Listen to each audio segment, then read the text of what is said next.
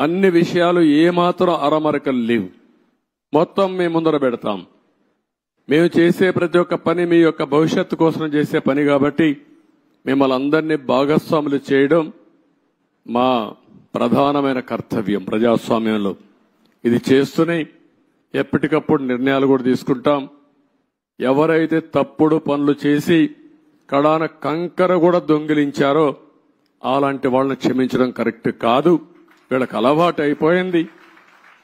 అవి చేయడంగానే కాకుండా మళ్లీ ఇక్కడ వాళ్ళ ఇష్ట ప్రకారం రౌడీజం చేయడం, అందరినీ బెదిరించడం, అడ్డం వస్తే కొట్టడం, ఇష్టానుసారంగా ప్రవర్తించడం అన్నీ జరిగాయి.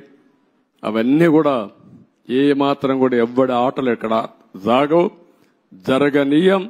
అవసరమైతే నిర్మోహమాటంగా అణిచివేస్తాం తప్ప ఇష్టానుసారంగా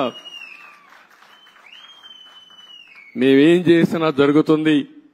రౌడీజం చేస్తాం, రాజకీయాన్ని అడ్డం పెట్టుకుంటామంటే మాత్రం అది జరగనీయకుండా చేస్తారని చెప్పి కూడా మీ అందరికీ హామీ ఇస్తూ మరొక్కసారి అందరికి కూడా ఇక్కడుండే రైతాంగానికి మనస్ఫూర్తిగా నమస్కారాలు.